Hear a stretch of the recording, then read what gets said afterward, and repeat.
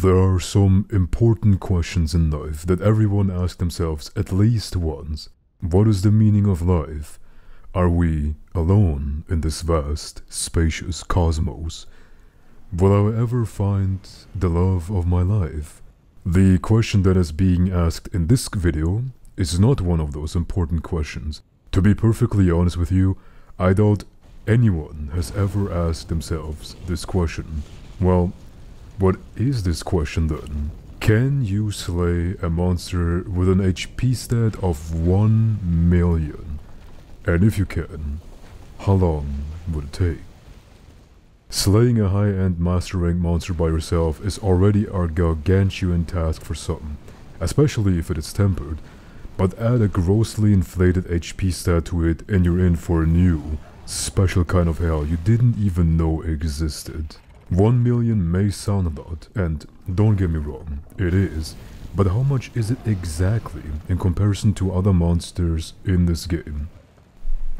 Let's start by taking the normal master rank HP numbers of today's target, Teostra, the Emperor of Flame. Teostra in master rank has 27,520 HP and his tempered version in the event Day of Ruin that this 1 million HP Teostra is based on has 31,820 HP. The monster in Iceborne with the highest HP is Cybeles with a whopping 66,000 HP. In simpler terms, this chunky Teo is the equivalent of slaying 31.4 tempered Teostras or 15.1 Cybeles in a row. How difficult is this? This all depends on how good you are at fighting a tempered Teostra, preferably with a consistent performance since we don't have infinite time. This may all sound pretty difficult already, but I couldn't pass up the opportunity to make it even more difficult for myself. First of all, our timer is 180 minutes or 3 hours, meaning that at worst we can only take 5.7 minutes per Teostra. Any longer, and we will time out. So preferably, I need to play aggressively throughout the entire duration of the hunt. Now, here come the self-imposed restrictions. Number 1. No carding. We're allowed to card 3 times before failing this quest, but I decided that every card is automatically reason to abandon this quest, even if I'm very close to my goal. Number 2. No healing items. I'm allowed to heal via health augment on my weapon, which means if I get hit, I have to replenish my health points via confronting the beast. Number 3. TA Wiki rules. For those unfamiliar with these rule sets, it basically means no cat, no mantles, no boosters, no wallbangs, no fortify strats, no bombs.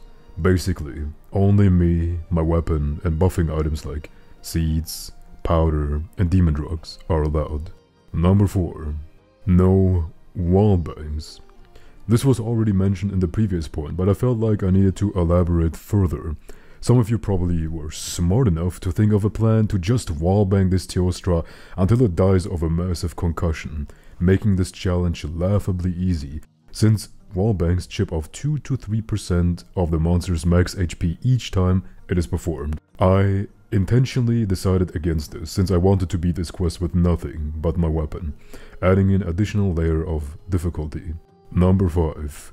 No restocks. Kind of a redundant rule since I'm not going to use healing items anyway, but I felt like adding this one anyway, since this means I would need to fight this Teo from start to finish without being able to farcaster back into the camp. Number 6.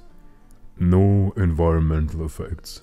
Dropping rocks, crystals, etc. on top of a monster also deals percentage-based damage, which would chip off 5% or 50k off of Teostra's max HP, which is kind of funny to think of since that HP amount would essentially be 2 full health master rank Teostras. You can increase this to 10% or 100k if the monster is asleep. Number 7. I think this is pretty self-explanatory, but I'm going in solo, no outside help. This quest doesn't scale with multiple players, so if you had 4 people, for example, it wouldn't make the Teostra have all of a sudden like 3 million HP or something. It would still remain at 1 million. So you can make it easier with a team, but Well, obviously, going in solo. This is not where the artificial difficulty increase ends though. With the help of a plugin, you probably think I'm fucking crazy at this point, because as if 1 million HP is not enough, but anyway, let's continue. With the help of a plugin, this Teostra will also stay enraged 100% of the time, meaning it will always deal 20% more damage to me, but will also take 20% more damage by attacks. Those numbers vary from monster to monster, but in Teostra's case, those are the numbers. It will also constantly remain in its flame mode and will begin in its empowered state. It's also Gold Crown, which funnily enough screws with some attack openings. Due to always being enraged, you can wallbang him anyway, so that strat, even if I considered it, would just not be possible. I also need to add that this run was done in the Iceborne Community Edition. This changes this run in 2 ways. Number 1. There is a semi-loop you can trap Teostra in the normal version of Iceborne, making this fight essentially riskless as long as you have files and your timing is not terribly off. This is achieved by utilizing the Clutch Claw Stagger or Clagger of Teostra and then timing your swing to topple him immediately upon recovery. This can be looped pretty much infinitely. Number 2. Teostra's cutting hit zones on his head have been buffed from 55 to 60, with the reworked Clutch Claw adding 5 to the hit zone, with us ending up with a cutting hit zone of 65 when tenderized. This is still less than vanilla Iceborne, which is 66 when tenderized. So overall a deal less damage anyway, even by just a little. Effectively attempting this run in the Iceborne Community Edition makes it more difficult, so if you plan on attempting this yourself, I mean, why? I mean, anyway, be wary of those changes to the fight. I know I babbled long enough already, and you want to see some action, so here's some footage of the fight, and if I managed to do it.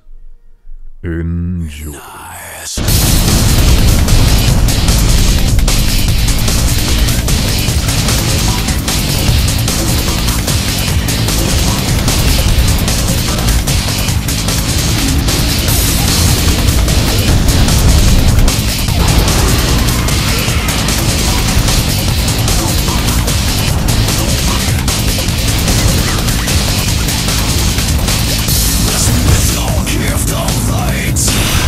Just calls and